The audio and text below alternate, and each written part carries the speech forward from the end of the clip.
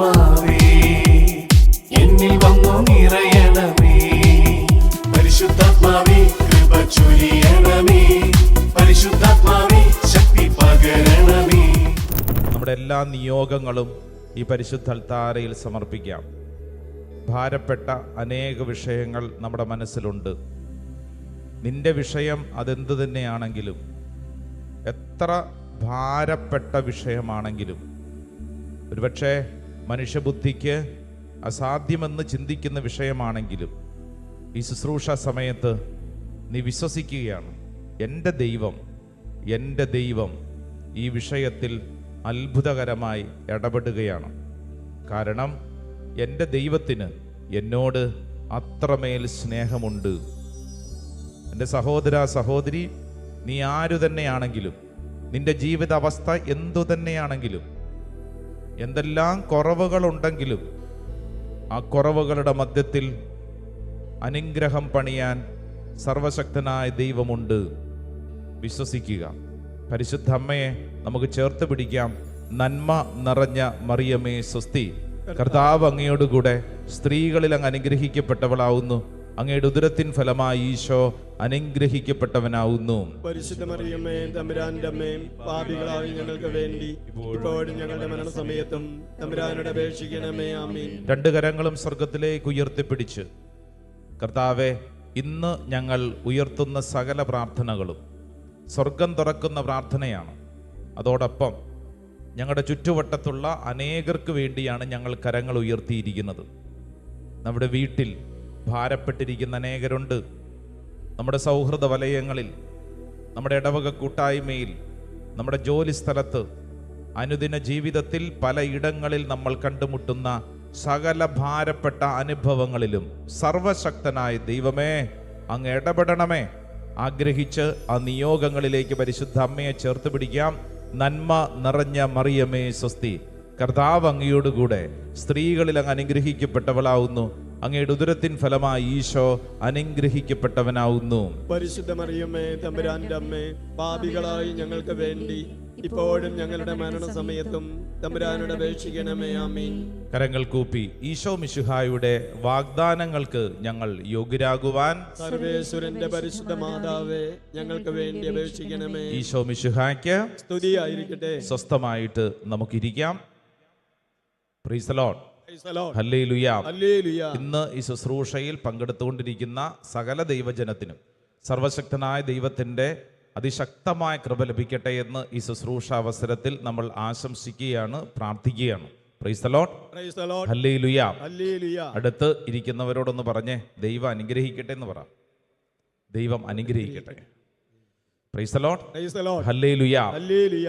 ഇന്ന് ഈ വചന ശുശ്രൂഷ സമയത്ത് വളരെ പ്രത്യേകിച്ച് ഏതെങ്കിലും വിഷയങ്ങളിൽ ഭാരപ്പെട്ടിരിക്കുന്നവര്, ഈ വചനം പ്രത്യേകിച്ച് നിന്റെ ഉള്ളിൽ ആവർത്തിച്ച് പ്രാർത്ഥിക്കേണ്ട ഒരു വചനമാണ്. ഭാരപ്പെട്ടിരിക്കുന്നവർ മാത്രമല്ല, അനുദിന ജീവിതത്തിൽ എന്നും ഈ ലോകത്തോട് വിളിച്ചു പറയേണ്ട അതിശക്തമായ ഒരു ദൈവീക ദൂതാണ്. അത് വിലാപങ്ങളുടെ പുസ്തകം, ബുക്ക് ഓഫ് ലെമന്റേഷൻ, വിലാപങ്ങളുടെ പുസ്തകം 3-ാം അധ്യായം 22 23 തിരുവചനം. Book of lamentation chapter 3 words 22 and 23. ഒരു പക്ഷേ ഈ വചനം പലർക്കും കാണാതെ അറിയാമായിരിക്കും. അറിയാൻ പാടില്ലെങ്കിൽ ഈ വചനം പഠിക്കണേ. എന്തിനാണെന്നറിയോ? ഭാരപ്പെട്ടിരിക്കുന്ന ഏതൊരു വ്യക്തിയുടെയും ഉള്ളിൽ ഈ വചനം അങ്ങോട്ട് കടന്നു ചെന്നാൽ അത്ഭുതകരമായ കാര്യങ്ങൾ സംഭവിക്കും. Praise the lord. Praise the lord. Hallelujah. Hallelujah. വിലാപങ്ങളുടെ പുസ്തകം ബൈബിൾ ഉള്ളവർ തുറക്കുക, വായിക്കുക. ഇല്ലെങ്കിൽ അത് നോട്ട് ചെയ്യുക കേട്ടോ, എവിടെയെങ്കിലുമൊക്കെ നോട്ട് ചെയ്യുക. വിലാപങ്ങളുടെ പുസ്തകം 3-ാം അധ്യായം 22 23 തിരുവചനം. ബൈബിൾ ഉള്ളവർ എൻ്റെ കൂടെ പ്രാർത്ഥിക്കണം. ഇല്ലാത്തവര് അത് ഏറ്റുചൊല്ലി പ്രാർത്ഥിക്കണം. ഒച്ചത്തിൽ പ്രാർത്ഥിച്ചോ. കർത്താവിന്റെ സ്നേഹം ഒരിക്കലും അസ്തമിക്കുന്നില്ല. അവിടുത്തെ കാരുണ്യം അവസാനിക്കുന്നില്ല. ഓരോ പ്രഭാതത്തിലും അത് പുതിയതാണ്. അവിടുത്തെ വിശ്വസ്തത ഉന്നതമാണ്. ഉന്നതമാണ്. ഹല്ലേലൂയാ. ഹല്ലേലൂയാ. രണ്ട് കരങ്ങൾ ഉയർത്തിപ്പിടിച്ചുകൊണ്ട് ഒച്ചത്തിൽ പറഞ്ഞ ഹല്ലേലൂയാ. ഹല്ലേലൂയ. ഹല്ലേലൂയ. ദേ എൻ്റെ പ്രിയരെ, ഈ വചനം ഉണ്ടല്ലോ, ഇത് വെറുതെ കേട്ടു പോയാൽ പോരാ, മറിച്ച് നമ്മുടെ ഉള്ളിൽ ആവർത്തിച്ച് നമ്മളോട് തന്നെ പറയണം. അല്പം കൂടെ ഒച്ചത്തിലൊന്ന് എൻ്റെ കൂടെ പറഞ്ഞേ. കർത്താവിന്റെ സ്നേഹം ഒരിക്കലും അസ്തമിക്കുന്നില്ല. അവിടുത്തെ കാരുണ്യം അവസാനിക്കുന്നില്ല. ഓരോ പ്രഭാതത്തിലും അത് പുതിയതാണ്. അവിടുത്തെ വിശ്വസ്തത ഉന്നതമാണ്. Book of lamentation chapter 3 verse 22 and 23. The steadfast love of the Lord never ceases. His mercies never come to an end. They are new every morning. Great is your faithfulness. Great. ദൈവത്തിൻ്റെ വിശ്വസ്തത അത് ഉന്നതമാണ്. ഓരോ പ്രഭാതത്തിലും പുതിയ സ്നേഹം. Praise the Lord. Hallelujah. പറഞ്ഞേ, ഓരോ പ്രഭാതത്തിലും പുതിയ സ്നേഹം.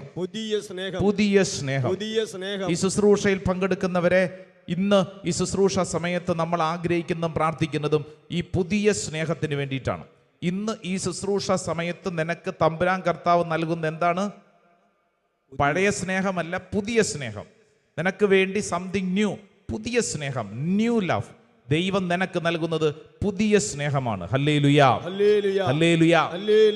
ശ്രദ്ധിച്ചേ, വിലാപങ്ങളുടെ പുസ്തകത്തിൽ 3-ാം അധ്യായം ഈ 22-ഉം 23-ഉം എഴുതപ്പെട്ടതിന്റെ പശ്ചാത്തലം മനസ്സിലാക്കിയെങ്കിലേ ഈ വചനം നമുക്ക് ആസ്വദിക്കാൻ പറ്റുള്ളൂ. അതിന്റെ പശ്ചാത്തലത്തിൽ തകർന്ന മനുഷ്യന്റെ നിലവിളിയുടെ ഉത്തരമാണ് ഈ പ്രാർത്ഥന. നിങ്ങൾക്കത് മനസ്സിലാകണമെങ്കിൽ അതിന് തൊട്ട് മുമ്പുള്ള 1-2 വചനഭാഗം ഒന്ന് വായിക്കുകയാണ്. 3-ാം അധ്യായം 19-ഉം 20-ഉം തിരുവചനം. 19 വായിക്കാം. എന്റെ കഷ്ടതയുടെയും അലച്ചിലിന്റെയും ഓർമ്മ കൈപ്പേറിയ വിഷമാണ്. കണ്ടോ, എന്റെ കഷ്ടതയുടെയും അലച്ചിലിന്റെയും ഓർമ്മ കൈപ്പേറിയ വിഷമാണ്.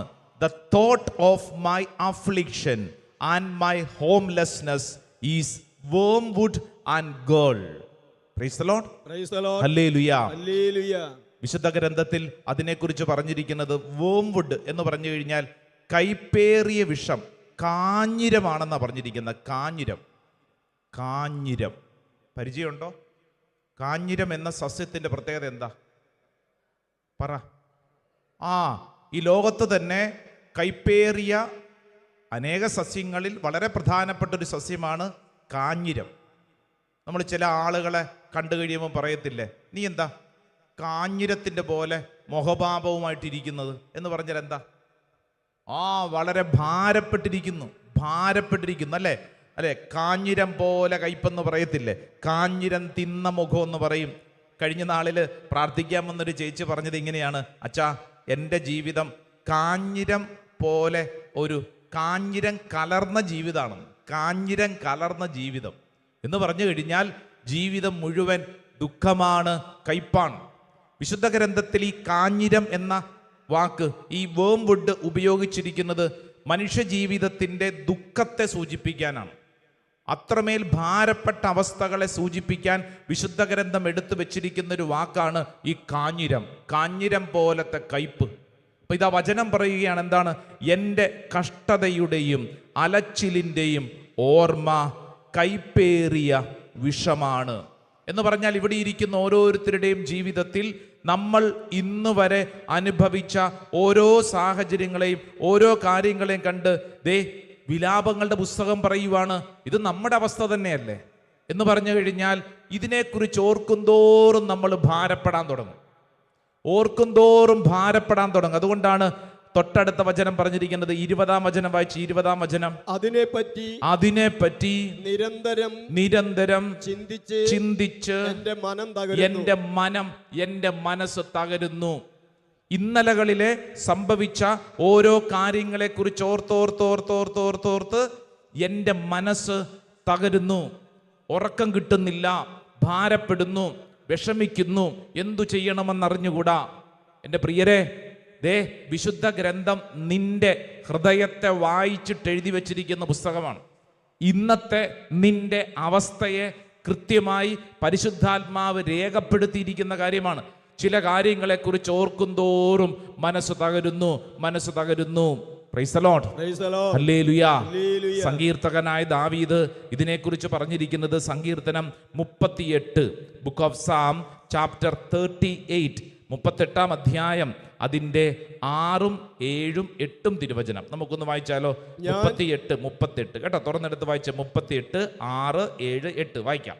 ഞാൻ കുനിഞ്ഞു നിലം പറ്റി ദിവസം മുഴുവൻ ഞാൻ വിലപിച്ചു കരയുന്നു. കണ്ടോ, സങ്കീർത്തകൻ പറയുക, സങ്കീർത്തകന്റെ അവസ്ഥയാണ്. അതുപോലത്തെ ദുഃഖത്തിലൂടെ കടന്നു പോവാണ്. ഒന്നും കൂടെ വായിച്ചത്.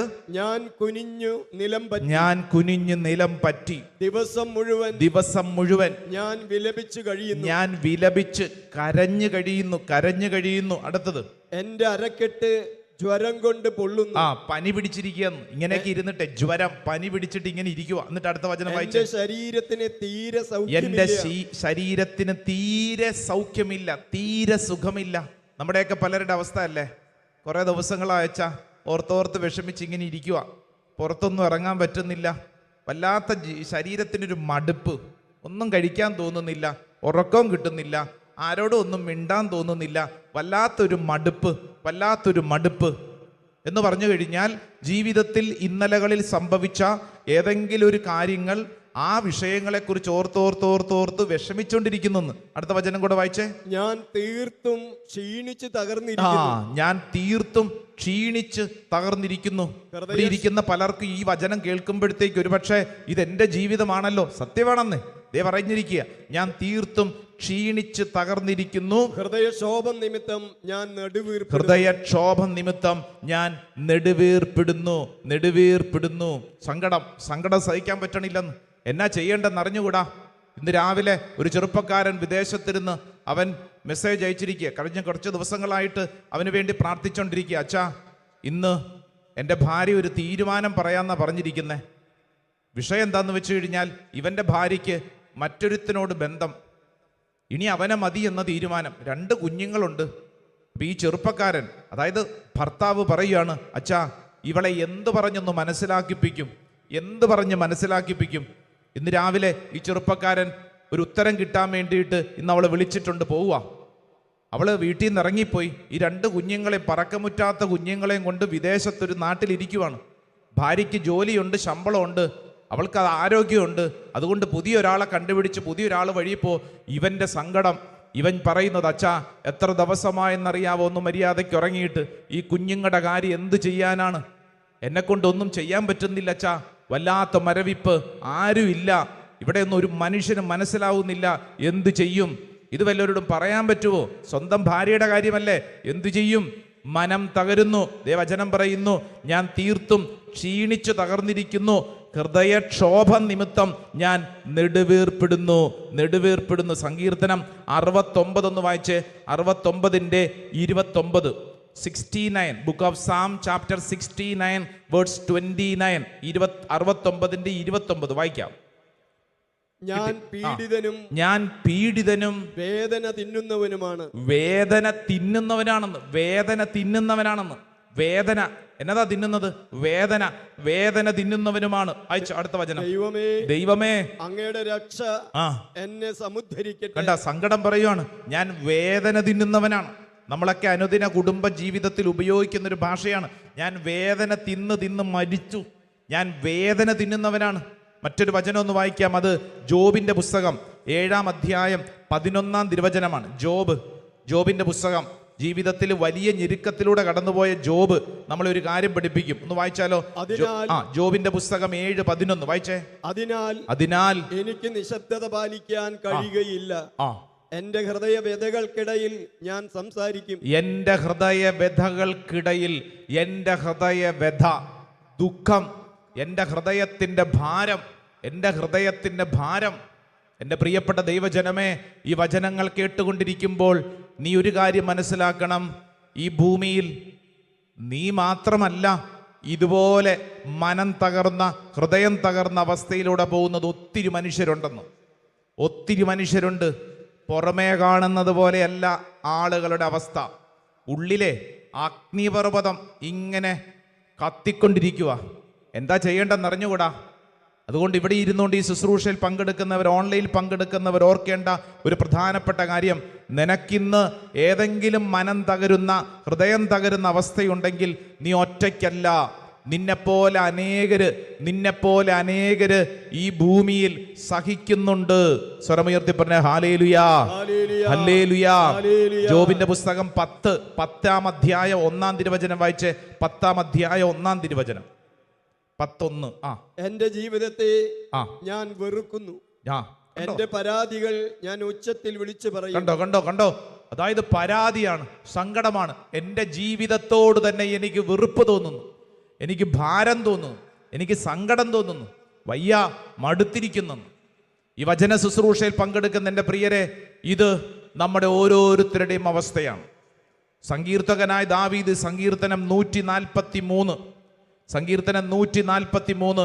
അതിൻ്റെ 3-4 തിരുവചനത്തിൽ ഇങ്ങനെ പറഞ്ഞിട്ടുണ്ട്. സങ്കീർത്തനം 143 വചനം 3-4. ശത്രു എന്നെ പിന്തുടർന്നു, അവൻ എന്റെ ജീവനെ നിലത്തെറിഞ്ഞ് തകർത്തു. പണ്ടേ മരിച്ചവനെ പോലെ എന്നെ